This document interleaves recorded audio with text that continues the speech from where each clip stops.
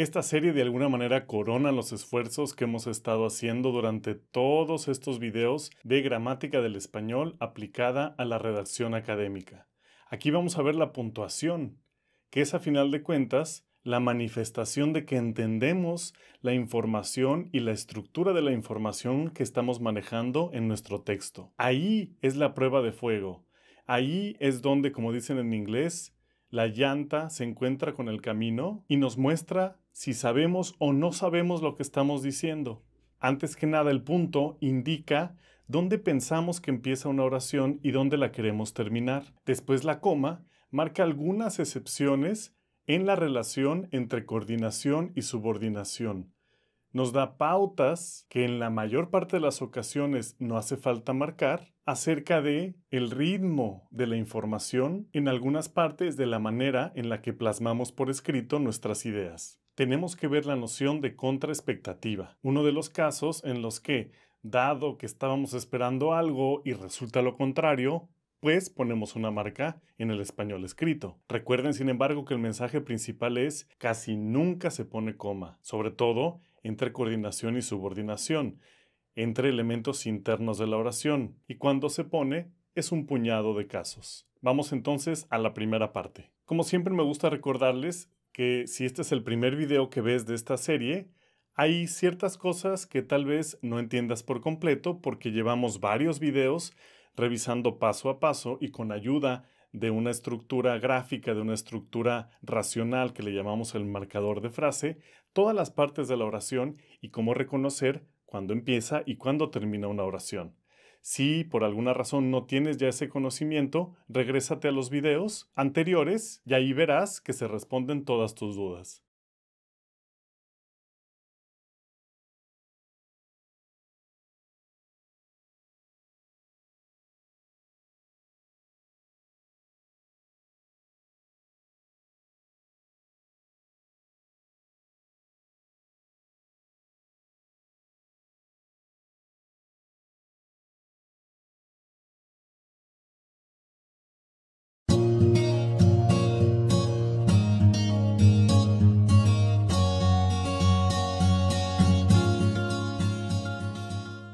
Esta presentación se llama Los puntos y las comas, pautas de la orquesta de la lengua escrita. ¿Por qué una orquesta? Porque, como en todo ensamble musical, necesita una pauta en la que la información, en la que las palabras se alineen para lograr un buen ritmo. Estamos hablando tanto de ese ritmo que representamos en nuestra cabeza, de esa música y cadencia con la que leemos, como el ritmo de la información, o podría decir, más fundamentalmente nos referimos al ritmo de la información. Voy a tratar de aclarar y repetir tanto como pueda a lo largo de esta presentación, y tal vez lo he dicho en otros videos y lo seguiré diciendo. La puntuación, la ortografía, no es un reflejo del ritmo de la lengua oral. Las comas no son pausas para respirar. La única ocasión en la que las comas son pausas para respirar es cuando estamos hablando de un guión para un discurso oral.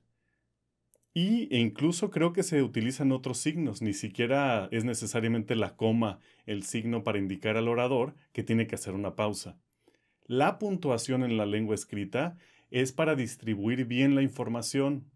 Por eso, antes que nada, vamos a ver cómo el punto y seguido es el marcador de la unidad de sentido de la oración. No quiero adelantar tanto, todo esto viene en la presentación, pues vamos a darle. Empecemos con estos dos párrafos. La puntuación es el compás de la sinfonía de la lengua escrita. Marca el ritmo de la información, no de la lectura. Qué casualidad, justo lo que estoy diciendo, o lo que había dicho antes.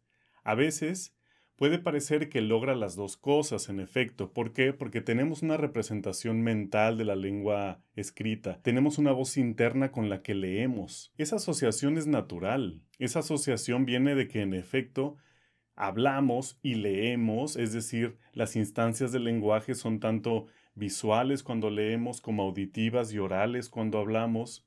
Son de señas cuando hablamos lenguas de señas. Y todo eso se integra en nuestra cognición. Entonces, cuando estamos leyendo, evocamos esa vocecita de cuando hablamos. Es natural, pero no quiere decir esto que tengamos que utilizar la herramienta de la ortografía de la lengua escrita con los criterios de la lengua oral.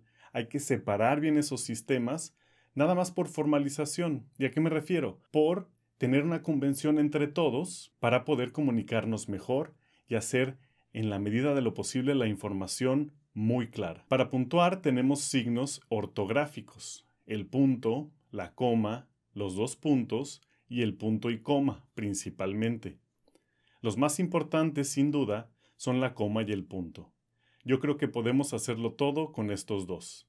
Me voy a enfocar en punto y coma. Me parece que, idealmente, son las únicas herramientas necesarias para tener una buena redacción. No quiero banear, como decimos ahora, no quiero marginar el punto y coma y los dos puntos, pero me parece que hay que mesurar muchísimo su uso. Si los quiero usar como autor, hay que investigar bien por qué se usan. Aparte de que voy a decir esto y lo voy a tratar de rescatar adelante. Las reglas de la puntuación no son absolutas. La puntuación refleja mi estilo. Hay un rango, hay un espacio de flexibilidad para utilizar la puntuación, como para utilizar todos los elementos de la redacción que hemos estado viendo. Esto tiene la ventaja de que nos une a todos en un sistema común para comunicarnos por escrito, al mismo tiempo que nos deja un terreno fértil para la personalidad que cada uno tenemos como escritor académico o como escritor de otro tipo. Vean cómo cuando leí esto efectivamente me guié por la puntuación para darle cadencia a mi lectura. Sin embargo, insisto, no es que estas no estén unidas en nuestra manera de actuar la comunicación. Lo que pasa es que no podemos aplicar o querer entender las reglas de la lengua escrita a partir de las reglas desde la lengua oral. Empecemos con el punto. ¿Qué punto es este? El punto tiene la función esencial de separar oraciones. Por eso hemos visto tanto sobre oración, sobre qué es una oración, dónde empieza y dónde termina. Si tú llegaste a este punto sin saber qué es una oración, porque este es el primer video de esta serie que has visto, etc., te atrajo la miniatura, hice un excelente clickbait, lo que sea, regresa, empieza por el video 1 de esta serie de gramática del español aplicada a la redacción académica, porque entender qué es una oración es, digamos, el pase VIP a este video sobre puntuación. ¿Por qué? Nosotros, y me refiero a nosotros quienes hemos seguido la serie, quienes tenemos toda la información necesaria, podemos simplemente decir: el punto separa oraciones, es muy simple. Pero si no conoces una oración, si no sabes dónde empieza y dónde termina, pues es como hablar de una dimensión desconocida para ti. Es como decirle a alguien: la materia es muy simple, está hecha de átomos. Si no conoce el átomos y su pertinencia teórica dentro de la física materialista, pues es como hablar en otro idioma prácticamente. Lo que tengo aquí en efecto son puntos. Puntos separando unidades de sentido. Tengo uno aquí y otro acá. Este último se puede considerar un punto final.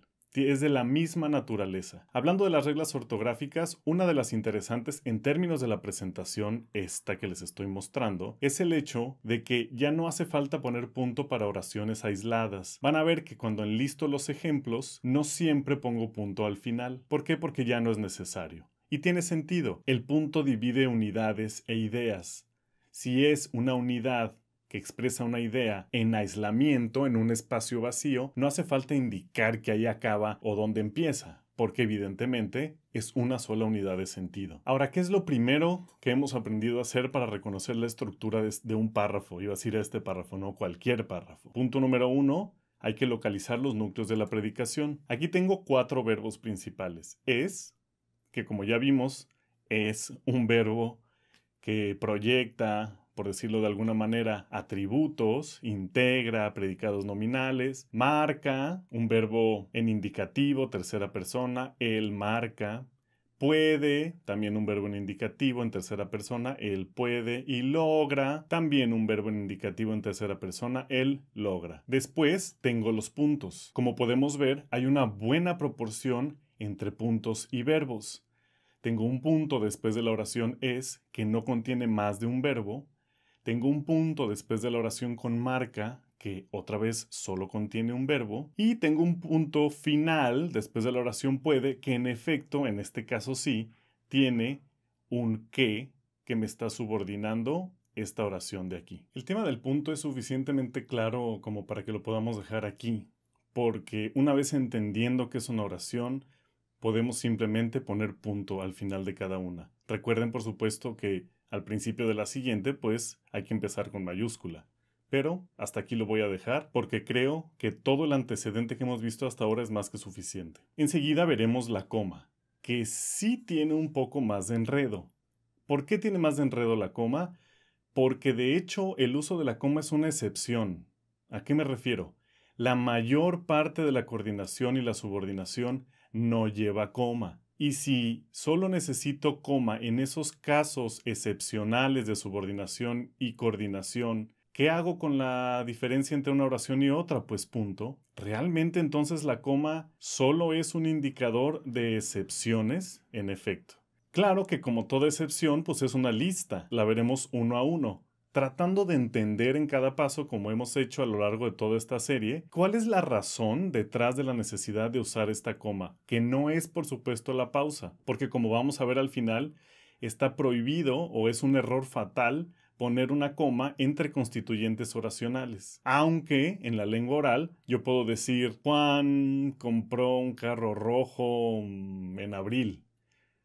Y en la lengua escrita no pondría comas donde hice pausas, porque Juan es el sujeto, compró es el núcleo de la predicación, un carro rojo es el objeto y en abril es un complemento circunstancial. La única razón, como vamos a ver, en la que yo podría poner comas entre constituyentes oracionales, por eso digo excepciones, es si el complemento circunstancial estuviera desplazado de su lugar final. En abril, coma, Juan compró un carro rojo.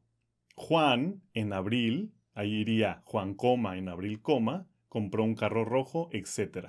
Antes que nada, puse ahí ese dibujito de la coma sobre el título y me pareció que era como una pierna, así es que me puse creativo, presento mis ideas sobre qué podría formar esto. Se me ocurrió que podría ser la pierna de un 100 pies y también vean cómo estos mismos 100 pies se pueden deshacer y se pueden volver árboles. Y si les cambiamos el color y la orientación son como espermas, le vamos a llamar los comatozoides. Pero bueno, paréntesis curioso. Como les decía en un principio, es un error no poner coma donde va, pero es un error mayor ponerla donde no va. Frente a la duda, sin coma es mejor. Esa va a ser finalmente la regla que tenemos que seguir. Como ya vimos, si puedo hacer oraciones simples, no necesito una coma, a menos que desplace el complemento circunstancial. Lo único que necesito es un punto. Oración punto, oración punto. ¿Cuándo necesito coma? Lo veremos, pero la regla general es no se ocupa salvo en casos específicos. No repartamos comas donde pensemos que van. Es mejor que no haya donde debería ir a que haya en donde no debería ir, porque muestra claramente que tengo una idea equivocada sobre cómo utilizarla, por ejemplo, que es una pausa, que es un momento para respirar en la lengua oral cuando estoy ubicado en la lengua escrita. Es como si de repente tuviera una conversación en un restaurante en, digamos, París, y me quedara callado para que alguien en México tomara su turno en la conversación. ¿Qué tiene que ver? Pues es lo mismo. ¿Qué tiene que ver poner una coma en lengua escrita con la idea de que es una pausa en la lengua oral? Pues si no estoy hablando, estoy escribiendo. Y no estoy escribiendo un guión para un discurso. No nos confundamos. La coma... Bueno, al parecer nos van a acompañar los comatozoides para ver estos casos excepcionales sobre el uso de la coma. Punto número 1, frases adversativas. Número 2, oraciones parentéticas. Número 3, complementos circunstanciales antepuestos. Número 4, también tenemos una chica con nosotros. Especificativa versus explicativa. Después, verbo elidido. En sexto lugar, ruptura en una lista. En séptimo lugar, oraciones condicionales.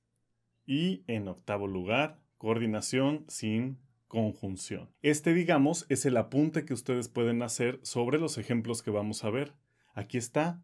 Aquí están los subtítulos que pueden poner en sus notas y abajo ponen los ejemplos. De hecho, todo esto que vamos a ver cabe en 1, 2 o 3 hojas, depende del tamaño de la letra y la cantidad de ejemplos que pongan por cada caso. En total, veremos 8 temas, 8 casos de estos lugares en donde no es que pueda poner coma, sino que debo poner coma. Dentro de la flexibilidad de la coma, que claro, en estos casos no hay mucha, no es muy flexible, porque realmente sí es parte de las convenciones ortográficas, en algunos, sin embargo, en lugar de coma puedo utilizar otros signos ortográficos como el punto o los dos puntos o el punto y coma. Cuando se me ocurra o estemos frente a un caso de estos en donde tengo opciones, lo voy a mencionar. Incluso casi siempre va a haber un ejemplo al respecto.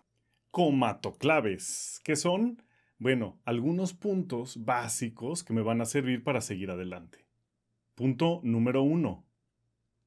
A excepción de las listas, frases parentéticas y complementos circunstanciales antepuestas, las comas son casos excepcionales de coordinación y subordinación.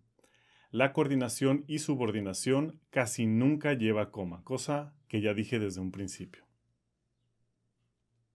Comatoclave 2. No. Eso era todo. Nada más hay una. Eso es lo más importante. Vamos a reflexionar sobre la noción de contraexpectativa.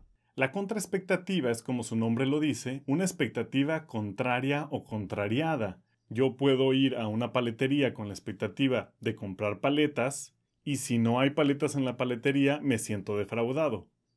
Puedo ir a un día de campo esperando una tarde relajada bajo el sol y tal vez está nublado. Este tipo de oraciones coordinadas, en donde hay esa sensación de contraexpectativa, con pero, con aunque, con sin embargo, etc., llevan coma. Tengamos en mente, la contraexpectativa también es un tema interesante porque se marca de distintas formas en distintas lenguas del mundo. Es todo un reto para nosotros tratar con la contraexpectativa. Y por eso lo marcamos, por eso a veces le ponemos signos particulares. Este sería el primer caso, sobre oraciones adversativas. Lo adverso y lo contraesperado o la contraexpectativa tienen mucho que ver. Recuerden eso. Esto, acuérdense, se llama mnemotecnia, que estoy asociando distintas frases y distintas palabras que me ayudan a recordar el sentido o el aprendizaje con el que memoricé este tipo de datos, aplicarlo en diversas situaciones. Porque recuerden un punto muy importante. La cuestión de un aprendizaje certero, profundo, no es simple y sencillamente acordarse, sino poder aplicar lo aprendido en momentos y en casos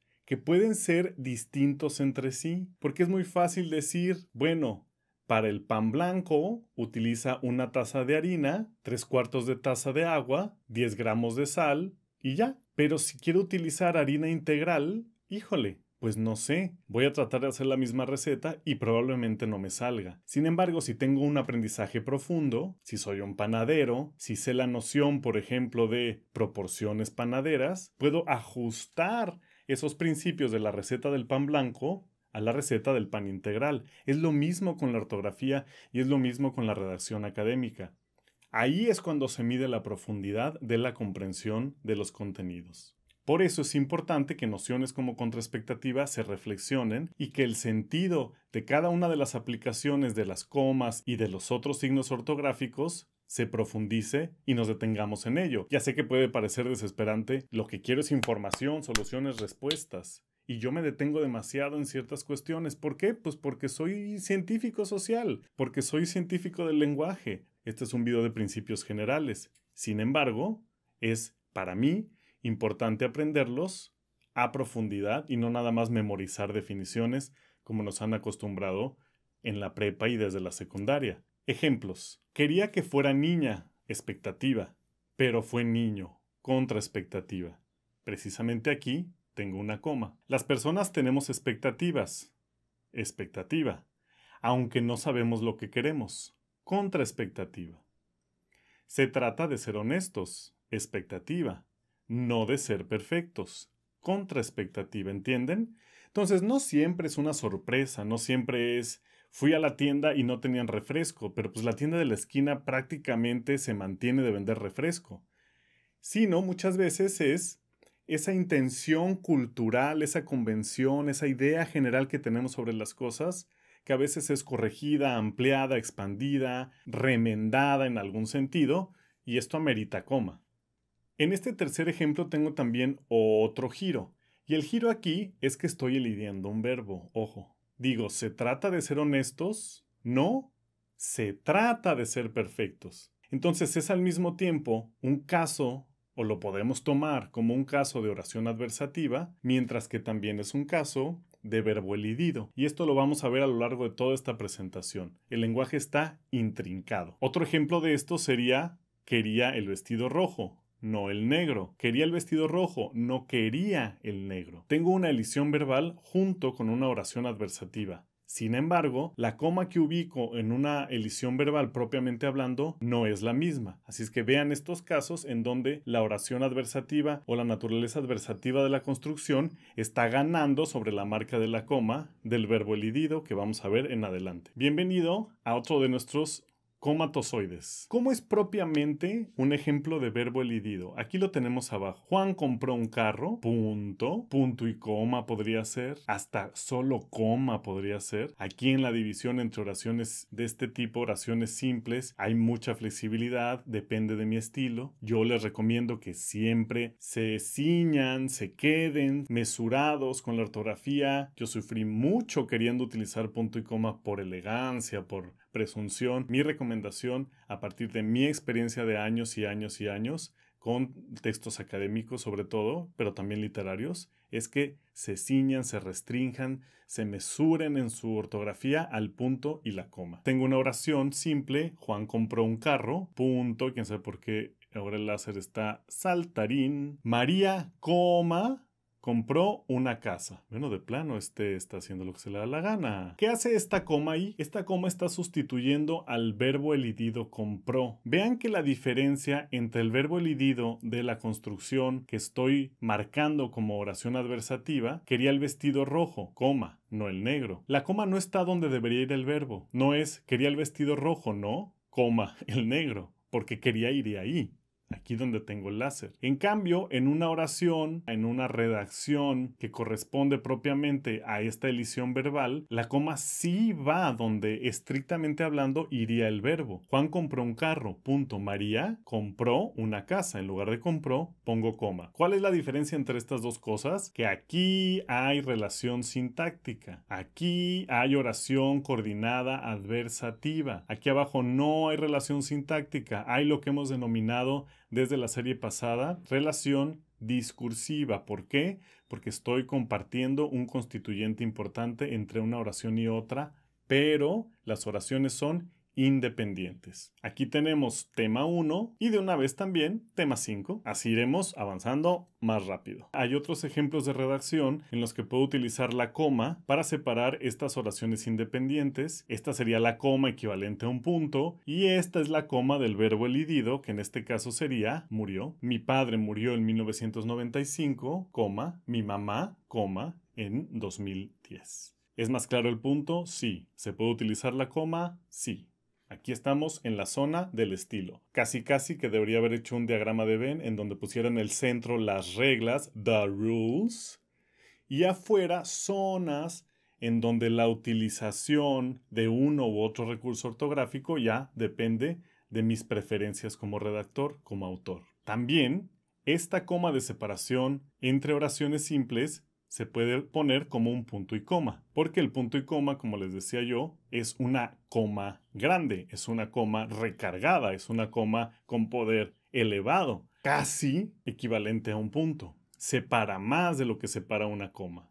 ¿Se puede? Sí. ¿Es más simple el punto? Sí. Este tema lo van a ver referido en otras gramáticas como elipsis. ¿Elipsis qué es? Elisión. Elisión la estamos poniendo nosotros aquí arriba como verbo elidido y lo que quiere decir esta palabra es eliminar. En el siguiente video veremos por fin el punto y coma, porque aunque no me parece una puntuación tan necesaria y que en la mayor parte de los casos recomendaría evitarla, hay que revisar en qué se usa y por qué nos la vamos a encontrar a lo largo de varios textos académicos, y que si en caso de que lleguemos a un punto en nuestra escritura que nos sintamos cómodos, queramos utilizarla, pues entonces sepamos cuáles son nuestras opciones. También veremos los siguientes casos de uso de coma que giran en torno a todo este microuniverso de las frases parentéticas u oraciones parentéticas, y también mi tema favorito, que son las condicionales. Quédense conmigo y nos vemos en el siguiente. Hasta luego.